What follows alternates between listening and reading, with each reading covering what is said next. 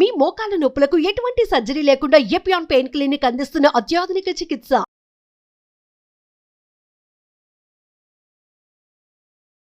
Good morning everyone. I'm Dr. Kiran, consultant medical oncologist working at Medicover Hospital. ఇవాళ మనం cervical cancer గురించి తెలుసుకుందాం. Cervical cancer అంటే ఏంటి, సర్వైకల్ క్యాన్సర్ ఎలా గుర్తించాలి, సర్వైకల్ క్యాన్సర్ ట్రీట్మెంట్ ఏంటి? అసలు ఫస్ట్ సర్వైకల్ క్యాన్సర్ అంటే ఏంటి? మనకి అందరు ఫీమేల్స్లో ఉండే గర్భసంచులు కింద భాగాన్ని సర్విక్స్ అంటారు. ఆ సర్విక్స్లో మనకి ఏంటంటే ఒక ఏజ్ వచ్చిన తర్వాత 45 తర్వాత మనకి బ్లీడింగ్ స్టాప్ అవుతుంది, అంటే మెనోపాజ్ అంటారు. ఆ మెనోపాజ్ వచ్చిన తర్వాత కొంతమంది ఫీమేల్స్కి మళ్ళీ బ్లీడింగ్ స్టార్ట్ అవుతుంది. బ్లీడింగ్ స్టార్ట్ అయినప్పుడు యూజువల్గా వాళ్ళు ఏమనుకుంటారు, మెనిస్ట్రల్ రిలేటెడ్ ఇష్యూ అని చెప్పేసి దాన్ని ఇగ్నోర్ చేస్తారు. కానీ అది మనకు సర్వైకల్ క్యాన్సర్ అవ్వచ్చు. సర్వైకల్ క్యాన్సర్ లక్షణాలు ఏంటంటే, ఫస్ట్ మనకు 45 క్రాస్ అయిన తర్వాత ఫీమేల్స్ అందరిలో బ్లీడింగ్ స్టాప్ అయిపోతుంది, దాన్ని మెనోపాజ్ అంటాము. ఒకవేళ మనకు మళ్ళీ పీరియడ్స్ లాగా బ్లడ్ రావడము, that is one of the sign of cervical cancer. రెండోది ఏంటి, వైట్ డిశ్చార్జ్. వైట్ డిశ్చార్జ్ అంటే మనకు ట్రాన్స్పరెంట్గా ఒక వాటరీ సిక్రిషన్ లాగా వస్తుంది. దానివల్ల మనకు స్టిక్కీగా మనకు క్లోతింగ్లో ఉండిపోతుంది అనమాట. దాన్ని మనం వైట్ డిశ్చార్జ్ అంటాము. ఇది కూడా one of the sign of cervical cancer.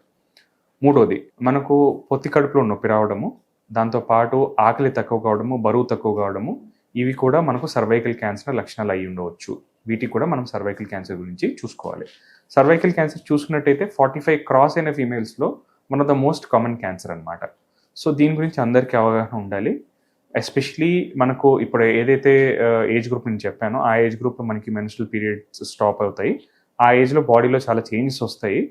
So ఈ ఏజ్లో ఉన్న ఫీమేల్స్ అందరికీ సర్వైకల్ క్యాన్సర్ గురించి అవగాహన ఉంటే మంచిది. మూడోది మనం చూసుకున్నట్టయితే అడ్వాన్స్డ్ స్టేజ్, అంటే ఇప్పుడు సర్వైకల్ క్యాన్సర్ మనకు స్టార్టింగ్లో లోకల్గా ఉన్నప్పుడు మనకు బ్లీడింగ్తో స్టార్ట్ అవుతుంది, దాని తర్వాత వైట్ డిశ్చార్జ్, దాని తర్వాత పొత్తి కడుపులో నొప్పి.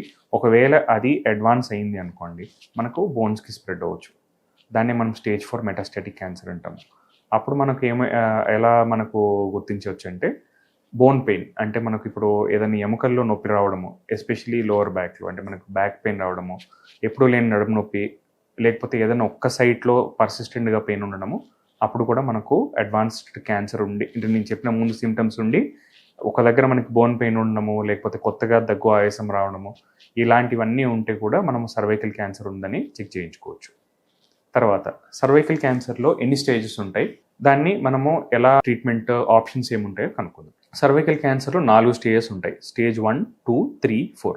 దాంట్లో మనకు స్టేజ్ 1 అండ్ స్టేజ్ 2 లోకలైజ్డ్ అంటాము. అంటే మనకు జబ్బు ఒక దగ్గరే ఉంది, దానికి ట్రీట్మెంట్ లోకలైజ్డ్గా చేయవచ్చు. దాని సర్జరీ వల్ల మనము ఆ గడ్డను తీసేయచ్చు. రెండోది రేడియేషన్ వల్ల తీసేయచ్చు.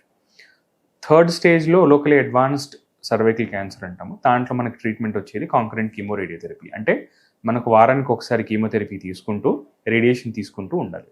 ఇది థర్డ్ స్టేజ్ ట్రీట్మెంట్. ఫోర్త్ స్టేజ్లో మనకి బాడీ మొత్తం స్ప్రెడ్ అయిపోతుంది ట్యూమర్. దాంట్లో మనకి సర్జరీ కానీ రేడియేషన్ కానీ ఆప్షన్స్ ఉండవు, కేవలం కీమోథెరపీ ఆర్ ఇమ్యూనోథెరపీ. ఇమ్యూనోథెరపీ ఇప్పుడు ప్రస్తుతానికి మనకు వచ్చిన రీసెంట్ అడ్వాన్సెస్లో immunotherapy cervical cancer role one of the important thing. ఎందుకంటే దానివల్ల మేము చూసినట్టయితే ఇంతకుముందు మనం ఉన్న అవుట్కమ్స్ కన్నా ఆల్మోస్ట్ 1 year ఎక్కువ సర్వైవ్ అవుతున్నారు. So affordable patients immunotherapy plus chemotherapy, or afford చేయలేము మన ఇమ్యూనోథెరపీ అంటే ఓన్లీ కీమోథెరపీతోని మనం ట్రీట్మెంట్ కంట్రోల్ చేయొచ్చు. లైఫ్ ఎక్స్పెక్టెన్సీ చూసుకున్నట్టయితే మనకు సర్వైకల్ క్యాన్సర్ ఎర్లీ స్టేజెస్లో ట్రీట్మెంట్ చేస్తే ఆల్మోస్ట్ క్యూరబుల్. అంటే మనకు వెరీ ఎర్లీ స్టేజ్లో డిటెక్ట్ అయ్యి మనకు సర్జరీ చేస్తే రెస్ట్ ఆఫ్ ది లైఫ్, అంటే నెక్స్ట్ 10 to 20 years వరకు మనకు సర్వైకల్ క్యాన్సర్ రాకుండా ఉండొచ్చు. చాలా వరకు క్యూర్ కూడా అవుతుంది. కానీ మనకు స్టేజ్ 2, స్టేజ్ 3, స్టేజ్ 4లో వచ్చినప్పుడు మాత్రం మనకు లైఫ్లో మళ్ళీ వచ్చే రిస్క్ అనేది ఉంటుంది. సో మనకు ఎర్లీ స్టేజెస్లో మనం డిటెక్ట్ చేసుకొని డాక్టర్ని వెంటనే కన్సల్ట్ అవుతే మనకు బెనిఫిట్ ఉంటుంది. ఇది సర్వైకల్ క్యాన్సర్ మనం ట్రీట్మెంట్ గురించి ఇప్పటిదాకా మాట్లాడుకున్నాం. సర్వైకల్ క్యాన్సర్ని మనము అసలు నార్మల్ పేషెంట్స్ 40-45 క్రాస్ అయిన ఫీమేల్స్, లేకపోతే 30 క్రాస్ అయిన ఫీమేల్స్ మనకు సర్వైకల్ క్యాన్సర్ వెరీ ఎర్లీ స్టేజ్లో ఏమన్నా డిటెక్ట్ చేయొచ్చు. సర్వైకల్ క్యాన్సర్ స్క్రీనింగ్ అనేది ఒక ఎస్టాబ్లిష్డ్ క్యాన్సర్ గైడ్లైన్, మన ఇండియాలో అందరు డాక్టర్స్ ఫాలో అవుతారు. సో ఇది ఆల్మోస్ట్ అన్ని క్యాన్సర్ రెగ్యులేటరీ బాడీస్ అప్రూవ్ చేసిన క్యాన్సర్ స్క్రీనింగ్ మెథడ్. మనం 30 క్రాస్ అయిన ఫీమేల్ని ప్యాప్స్మియర్ టెస్టింగ్ అని చేస్తాము. ప్యాప్స్మియర్ టెస్టింగ్ వల్ల మనకి ఏం తెలుస్తుందంటే, సర్వైకల్ క్యాన్సర్ ఎర్లీ స్టేజ్లో ఉన్నప్పుడు మనకు దాంట్లో నుంచి అబ్నార్మల్ సెల్స్ సీక్రెట్ అవుతాయి. ఆ అబ్నార్మల్ సెల్స్ని మనము స్క్రీనింగ్ పద్ధతిలో మనం డిటెక్ట్ చేస్తాము. అదొకటే కాదు, సర్వైకల్ క్యాన్సర్ కాజ్ ఏంటి అంటే HPV virus. Almost 90% of the cancer, cervical cancer మనకు హ్యూమన్ పాపిలోమా వైరస్ ద్వారా వస్తుంది. సో స్క్రీనింగ్ మెథడ్లో మనకు ఏదైతే మనము సైటాలజీ శాంపుల్స్ ఉంటాయో దాన్ని మనకు హెచ్పివి టెస్టింగ్కి కూడా పంపించి దాని ద్వారా కూడా మనము డిటెక్ట్ చేయొచ్చు అర్లీ స్టేజెస్లో. తర్వాత చూసుకున్నట్టయితే మనకు హెచ్పివి వ్యాక్సినేషన్ గురించి కూడా ఒక ఇంపార్టెంట్ ఆస్పెక్ట్ ఉంటుంది సర్వైకల్ క్యాన్సర్లో. హెచ్పివి వ్యాక్సినేషన్ అనేది మనం ఈ హ్యూమన్ పాపిలోమా వైరస్ ఏదైతే నేను చెప్పానో సర్వైకల్ క్యాన్సర్ కాజ్ చేస్తుందని, దాన్ని ప్రివెంట్ చేయడానికి మనము సర్వైకల్ క్యాన్సర్ వ్యాక్సిన్ తీసుకోవచ్చు. ఇది ఏజ్ గ్రూప్లో వేయాలి, ఎంత డోసెస్లో వేయాలి మనం చూసుకున్నట్టయితే 9 to 26 is the age group for cervical cancer vaccination. అంటే ఆల్మోస్ట్ స్కూల్ గోయింగ్ చిల్డ్రన్. వీళ్ళలో మనకు ఈ వ్యాక్సినేషన్ అనేది 2 doses వేస్తాము if it's age less than 14 years. ఒకవేళ 14 క్రాస్ అయిన వాళ్ళు ఉంటే 3 doses కావాలి. 6 monthsలో మీకు 3 doses అవుతుంది. జస్ట్ ఒక మజిల్ ఇంజెక్షన్, దానివల్ల మీకు ఎటువంటి సైడ్ ఎఫెక్ట్స్ ఉండవు. ఉంటే మ్యాక్సిమం ఒక ఫీవర్ ఉంటుంది. సో ఇది మనకి కాస్ట్ కూడా చూసుకున్నట్టయితే ఇట్ ఈస్ అఫోర్డబుల్. మనకు దాంట్లో 2 వేరియంట్స్ ఉంటాయి. మనకు నోనావాలెంట్ వ్యాక్సిన్ అని ఉంటుంది, ఇంకొకటి 4 వేరియంట్ వ్యాక్సిన్ అనేది ఉంటుంది. సో క్వాడ్రివాలెంట్ వ్యాక్సిన్, నోనావాలెంట్ వ్యాక్సిన్ రెండు మనకు అప్రూవ్డ్, మనకు అన్ని హాస్పిటల్స్లో ఉంటాయి.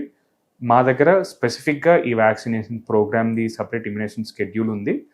సో ఇది మనము అవైల్ చేసుకోవచ్చు మెడికవర్ హాస్పిటల్స్కి వచ్చినప్పుడు.